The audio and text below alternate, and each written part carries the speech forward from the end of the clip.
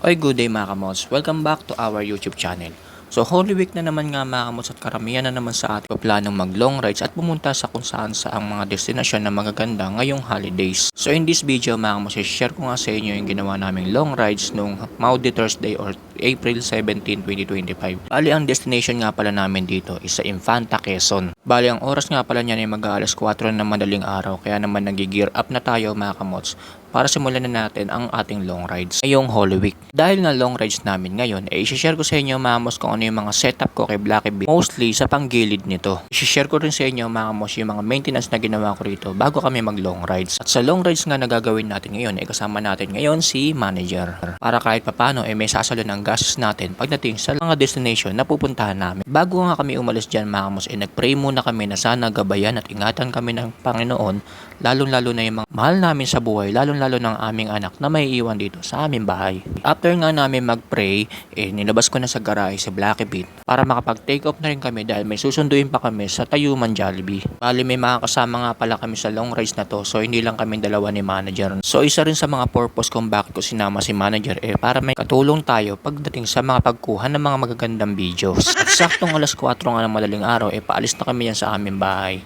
So magte-take off na kami at papunta na kami ng Jollibee Tayuman. And after a few minutes nga mga kamos, nabaybay na namin tong kahabaan ng Rizal Avenue. Narating na nga namin yung Jollibee Tayuman kung saan hihintayin namin yung mga kasama namin dito sa long rides na. So time check nga tayo mga kamos, 4:50 AM na. So bali dumating na pala yung mga kasama namin sa long rides. So ito nga pala yung tsuhin ko na naka-Vespa Sprint. Ayan, so kasama niya yung partner niya. So apat lang kami mga kamos, yung dalawang motor lang kami sa long rides na to. Ayan, so bali after nyan mga kamos magte-take off na rin kami papunta ng Shell Boso-Boso. So doon muna kami mag-i-stop over bago kami dumiretso sa Infanta. Medyo madilim pa nga niyan mga kamos, nag-take off kami sa Jollibee Tayuman, pero marami pa rin kami mga nakakasabay na mga bumibiyahe, lalo na yung mga nakamotor na may mga plano mag long rides ngayong araw na to. Nakakatuwa lang mga kamos dahil kapag ganito mga holidays talaga marami mga nagpaplano bumiyahe, mag-outing, mga pamilya, mga magbabarkada na mag long rides, pupunta sa mga magagandang destinasyon doon sa mga probinsya tulad ng Rizal. Isa sa mga probinsya na mayroong mga magagandang spot or destination na magandang puntahan, lalo na kapag kayo ay mga nakamotor. Kaya naman ngayon doon namin napiling pumunta dahil hindi nga naman nakakasawang pumunta sa Rizal padiretso ng Tanay at Infanta dahil na rin sa taglay nitong mga magagandang tanawin at magandang kalsada. Talagang mag-e-enjoy kahit ang mga baguhan at ang mga veterano na sa pagpamotor. So time check nga tayo mga kamots, 5:01 AM na at nandito na nga kami malapit sa SM Santa Mesa. So balik babaybayin nga pala namin itong kahabaan ng LRT Line 2 hanggang Katipunan Avenue mga kamots. And then after nun, dire-diretso na kami pa Antipolo at Marikina. Mostly ng mga nakakasabay talaga namin ngayong araw na to mga kamots puro mga nakamotor. Siguro yung iba matagal pa lang pinlano na itong ganitong long rides ngayong Holy Week. Speaking of motor, gusto ko nga palang i-share sa inyo mga kamots yung setup ko na ginawa kay Blacky Beat sa panggilid niya. So simulan natin sa fully drive pace. So naka-speed tuner fully drive pace ako, yung stock modified siya. And then pagdating sa bola, naka 13 grams na bola tayo. Straight yun mga kamots. And then stock slide piece. And then pagdating sa mga springs, center spring and clutch spring natin mga kamots is 1000 RPM. So from speed tuner din yan yung setup na yan mga kamots. And then naka stock lining tayo. And then yung wing bell natin is from speed tuner din na naka-groove. So yan yung setup ng panggilid natin ngayong long rides na to mga kamos. So mga nagtatanong kung kamusta ba yung fuel consumption. So far mga kamos, yung fuel consumption naman niya doon sa setup na sinabi ko, goods na goods pa rin naman mga kamos. Medyo mapaglakas ng pagkonsumo ng gasolina pero konting-konti lang naman mga kamos. Pero depende na lang talaga yan sa throttle habit nyo. Kung talagang walwal kayo, magpihit ng throttle. Case ko mga kamos, minimal lang naman yung pagtaas ng konsumo ng gasolina niya. Pero para sa akin, doon sa setup na yun, matipid-tipid pa rin naman kahit papano yung Honda Beat FI version 2 natin. Ayan, so time check tayo mga kamots, 5:25 AM na. So natapos na namin lakbayin yung kahabaan ng LRT Line 2.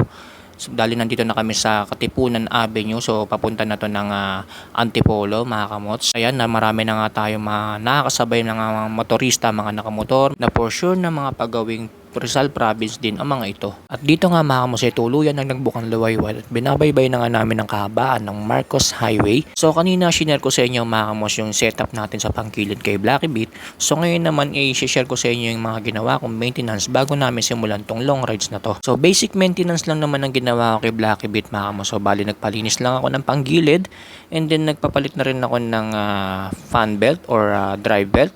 And then nagpalit na rin tayo ng clutch lining, no? So, unang palit pa lang natin ng clutch lining mga kamos simula nang binili natin si Blacky Beat, food na rin talaga yung unang lining niya. Kaya nagpalit na tayo ng panibagong stock lining. And then nagpalit nga rin pala tayo ng bola. So 13 grams pa rin yung pinalit natin. Pagdating naman sa throttle body mga kamos, hindi naman ako nagpalinis pa ng throttle body kasi medyo malinis pa naman.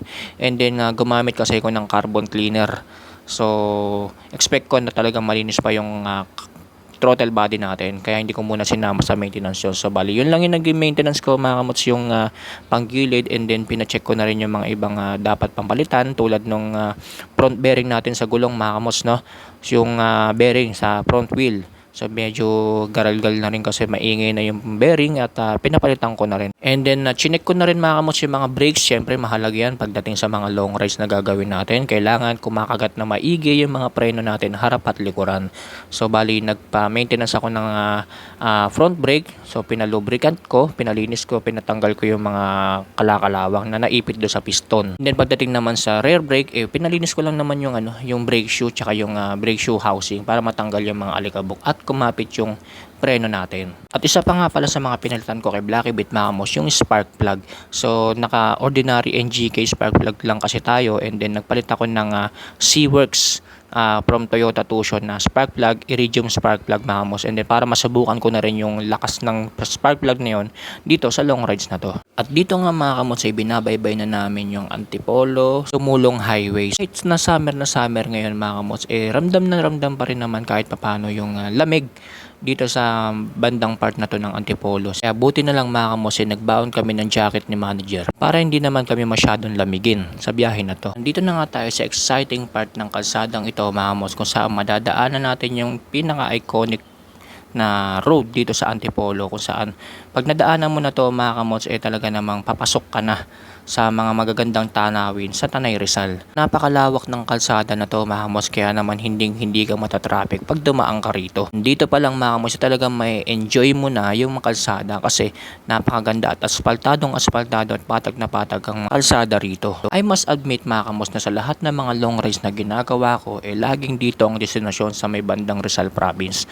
Sino nga ba naman ang hindi maaantig at mag-e-enjoy sa ganitong kagandang scenery and then magandang kalsada at samahan pa ng malamig na simoy ng hangin na talaga namang hahanap-hanapin mo at babalik-balikan mo kung ikaw ay nakakotse o nakamotor. Kaya naman yung mga iba na stress na sa mga gawain sa Maynila, dito nagpupunta para mag-relax at makalanghap ng sariwang hangin man lang kahit sadlali. Kasi napakalapit lang ng Rizal Province sa Metro Manila mga kamos, lalong-lalo na kung nakamotor ka. Kaya sa mga magkasintahan dyan o mag-asawa, kung gusto niyo mag-relax at mag-date ng mga and then makakita ng mga romantic places mga kamos, magagandang lugar, so ayain niyo yung mga asa-asawa niyo, mga boyfriend, girlfriend niyo na may motor dito sa Rizal Province. For sure na mag-e-enjoy kayo at talaga namang mapapawi lahat ng pagod nyo at mare-recharge kayo sa mga magagandang tanawin na makikita nyo dito sa Rizal Province. Pero higit sa lahat mga kamots, iba yung pag-iingat pa rin pagdating sa pagmumotor. Dahil kapag tayo nakamotor, napaka-vulnerable natin pagdating sa mga accidents. Kaya kung gusto natin ma-enjoy yung mga moments ng ganitong tulad ng mga long rides, kailangan din natin mag-ingat mga kamots pagdating sa mga pagmumotor. Dito nga mga kamots, nakarating na kami sa Arco kung saan papasok na kami at malapit na kami sa Shell Boso Antipolo. And after nga nyan, narating na namin itong first stopover namin, which is the Shell Boso Antipolo. So dito muna kami mag-i-stop over mga kamos bago kami dumiretso sa Infanta, Quezon. Kung makikita nyo, ayan mga kamos, so marami na mga nakatambay na rider. For sure na may mga kanya-kanya din pupuntahan dito sa Rizal Province. Syempre, pagdating dito sa Shell Boso Antipolo, hindi mawawala si Manong magtataho. So nakamotor na nga to mga kamos, no? So dati nakabisikleta lang yan. So order muna kami ng taho mga kamos para makahigop man lang kahit papano, kasi hindi rin kami nag-almusal kanina mga kamos nung umalis kami sa Malabon, no? So ayan, marami ng mga riders mga kamos na nagpapagas at nag-stop over dito sa Shell Boso Boso Antipolo. So ito nga pala ulit yung chewin ko na naka Vespa Sprint. So dapat magpapagasolina siya dyan, kaya lang haba talaga ng pila dito sa Shell Boso Boso Antipolo. Kaya sabi niya doon na lang daw kami sa Sampaloc Tanay magpapakarga kasi medyo konti ang pila doon. So dito nga mga kamos nagbaon nga pala kami ng tinapay dito, no, para kahit papano may pantawid gutom kami sa aming long rides. So, bali nagbaon nga lang pala kami dyan ng sliced bread na may pala mga cheese Swiss. So okay na yan mga kamos, pantawid gutom lang naman yan. And after 15 minutes nga mga kamos nag-take off na kami from Shell Boso Boso Antipolo. So saglit lang kami nag-stop over doon at tumambay mga kamos. And then ayan, so marami na tayong mga makakasabay na mga riders, no, papuntang Tanay Rizal. Isa pa sa mga kagandahan ng ganito mga long rides, lalo na dito sa Rizal Province mga kamos, makakakita ka talaga, makakasabay ka talaga ng mga iba't ibang klase ng mga motorsiklo. So meron mga classic bikes, may mga big bikes, may mga scooter, may mga naka-underbone. So lahat makikita natin dyan mga kamos, makakasabay natin. Yun yung isa sa mga kagandahan at nagugustuhan ko pagdating dito sa mga ganitong long ride. At dito nga mga kamos naisipan pa ng tiyuhin ko na dumaan muna dito sa kamag-anak namin dito sa Tanay Rizal. Kasi nagbabaka sakali siya na baka maabutan namin yung kapatid niya na nag-birthday kamakailan lang. So sa tuwing dadaan kami dito sa Tanay Rizal, hindi talaga namin maiiwasan na mag-stop over dito sa kamag-anak namin dito sa Sampaloc Tanay. Rin kasi may mga gusto silang ipasabay papuntang Maynila. Hindi na nga namin naabutan dito yung tiyahin ko na kapatid ng tiyuhin ko na kasama natin ngayon sa long rides. Bali nakapasok na raw kasi sa trabaho. So bali na ang naabutan lang namin dito yung asawa ng tiyahin ko na si Tito JP. So dito nga mga kamos tinatanong namin kay Tito JP kung ano yung mga resort or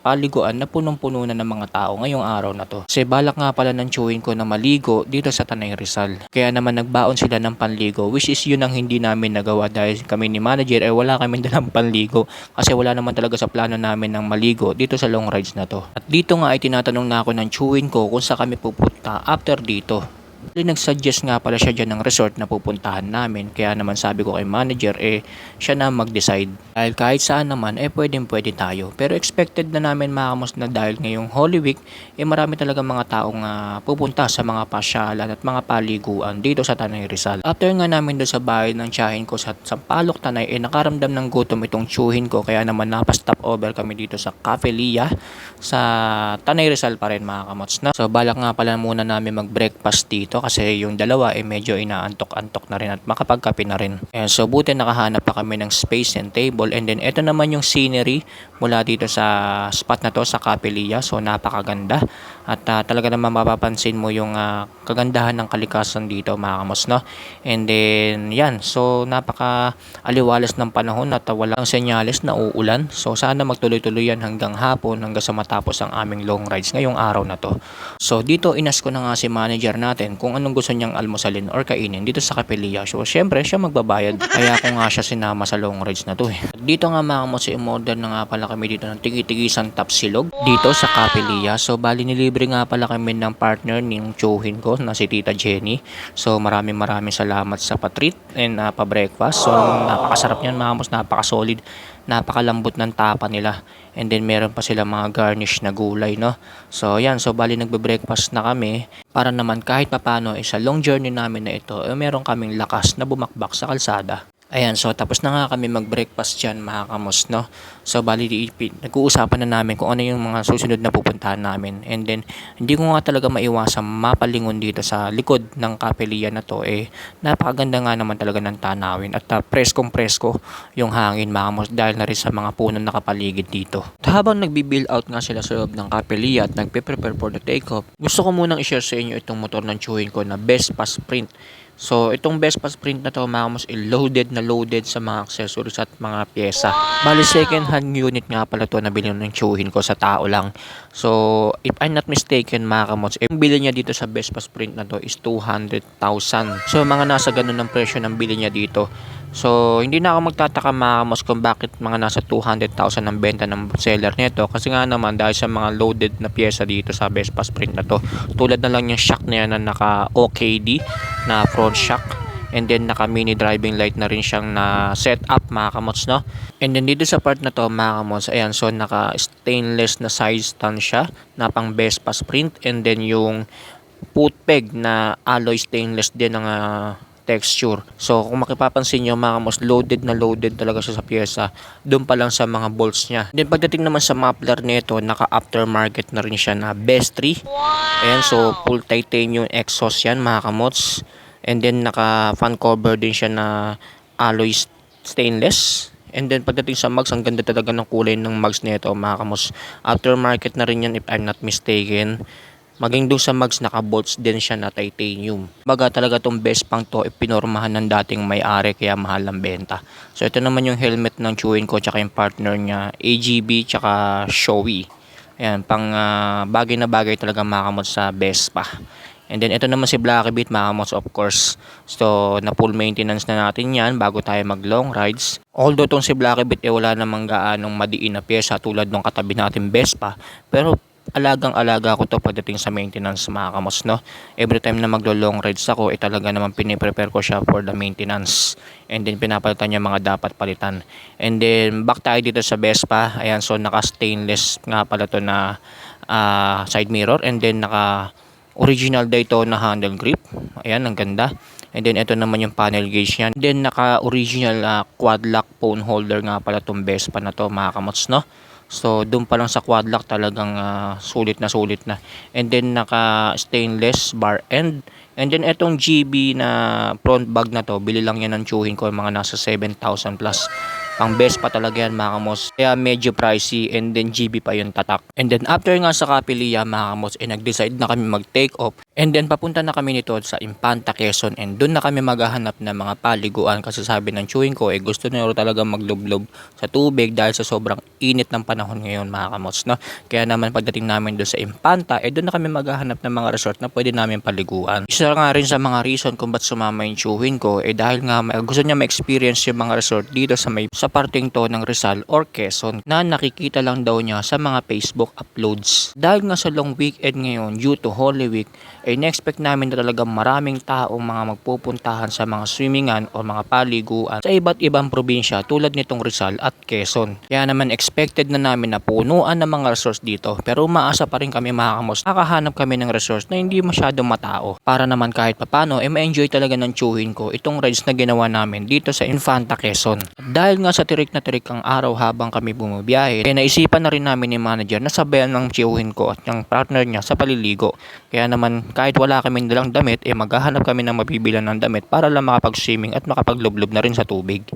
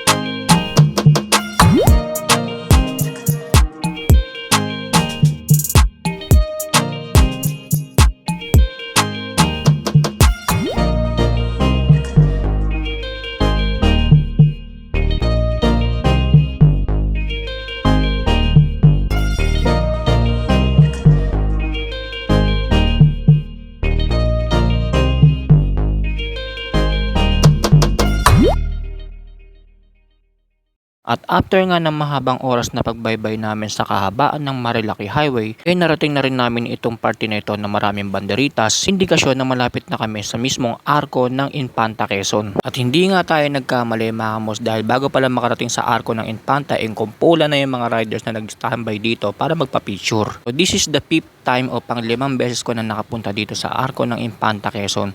So sa ganitong oras mga kamos medyo patanghali na, wala na talaga tayong maabutan na fog dito, no? Pero kung nakarating ka dito ng mga alas 6, alas 7, maaari maabutan mo pa yung fog dito na napakalamig. So hindi na nga kami nag-decide dito na huminto at mag-picture-picture dahil sa dami na rin ng mga taong nakistambay dito. Kaya naman diniretso na namin at naadaanan na nga namin tong kilometer 90. So bali dito na kami magsisimula mag-start maghanap ng resort na pwedeng paliguan, sabi ng tsuhin ko. So ganyan na ganyan yung sitwasyon nung Huwebes Santo dyan sa Infanta Quezon mga kamos. Napakaraming riders na nagsipuntahan at marami pang dumarating mga kamos kahit na tanghali na, no? Dito na nga kami unang napahinto sa resort na to dito sa Kakawayan Falls. Ayan, so falls and campsite. So kung mapapansin nyo mga kamos, napakarami ng tao, Huwebes Santo pa lang. Kaya sinilip lang muna namin mga kamos kung mag-fit sa amin tong resort na to, and then kung hindi ba siya masyadong crowded. Pero tingin namin mga kamos, sa dami ng mga sasakyan at mga motor na nakapark, crowded na rin tong Kakawayan Falls, no? Fast forward tayo mga kamos, hindi ko na napakita sa inyo yung mga sumunod namin pinuntahan na resort, yung Pinlac tsaka yung Lola Havens.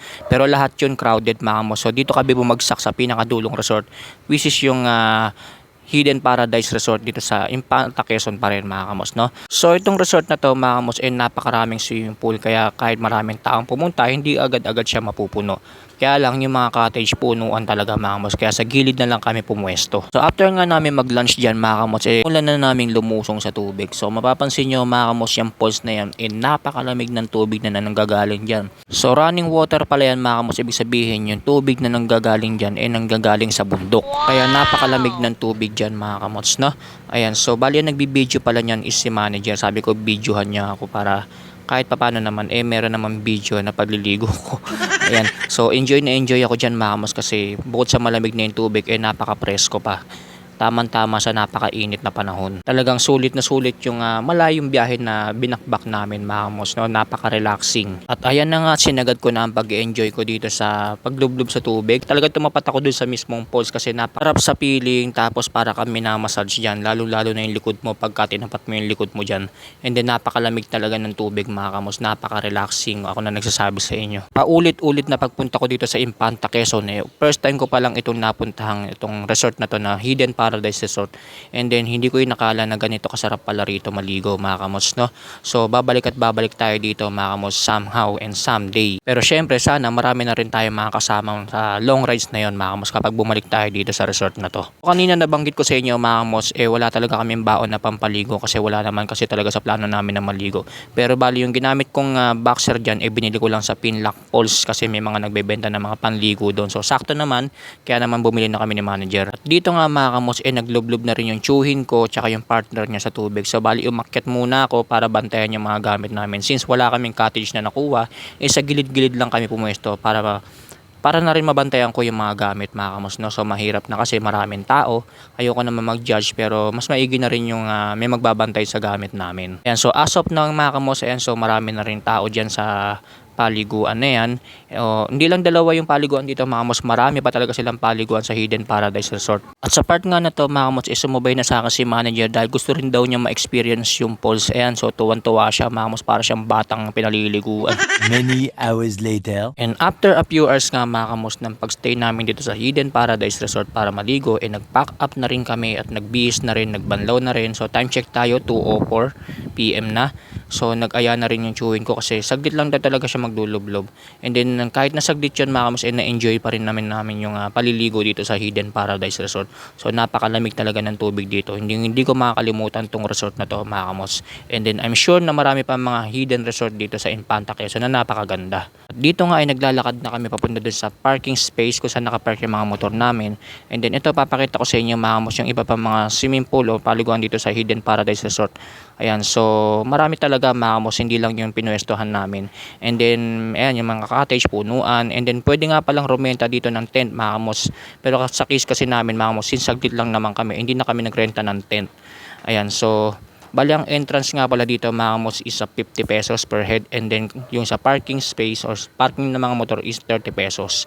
Ayan, so bali nilibre ulit kami ni Tita Jenny o yung partner ng tsuhin ko. So yun na nga mga kamotsit, nakapag-take off na kami from Hidden Paradise Resort. So bali pabalik na kami nito sa kung saan man kami babalik. Ayan, pero sabi ko sa ng tsuhin ko mga kamos, mag-stop over daw kami kung saan kami nagpagasolina kanina. And then doon na rin daw kami magse-separate ng ways. Kasi sila mga kamos may iwan pa yata dito para bumalik doon sa bahay ng tsahin ko. Mag-i-stay muna sila doon, pero kami ni manager kailangan na rin naming umuwi kasi mayroong batang naghihintay sa amin, no? So bali yung oras na yan mga kamos is 3:00 na ng hapon, and then so far sa ginawa naman naming long rides na nag-enjoy naman kami pare-pareho. Pero mas masaya sana kung nakasama yung ibang mga kamag-anak namin, pero kasi may iba-iba kasi silang lakad, kaya kami na lang ng tsuhin ko ang natuloy sa long rides na to. Actually, nung last Holy Week last year na nag-long rides din kami, marami talagang mga sumama na kamag-anak namin. Bali dito nga rin pala ang destination namin last year nung nag-rides kami ng Holy Week. And then naligo pa kami sa Daranak Falls noon sa Tanay Rizal. Kaya okay lang din sa amin kahit hindi sila nakasama ngayong taon na to. Pero sana sa next year, muli-muli kami magkasama sa long rides para naman kahit paano mas masaya at exciting ang long ride. At sa part nga na ito mga kamos nakabalik na kami sa Arco ng Infanta Quezon. So bali dito ko na lang tatapusin ang aking vlog mga kamos. Sana nabigyan ko kayo ng idea sa mga gustong bumisita at mag long rides dito sa Infanta Quezon, kung ano-ano yung mga pwede nyong puntahan tulad ng mga resort na pinuntahan namin tulad ng Hidden Paradise Resort. Ayan, so gusto ko magpasalamat sa tsuhin ko at sa partner niya, and of course kay manager na sumama sa ating long rides. Maraming salamat sa inyo mga kamos. Stay safe, ride safe always.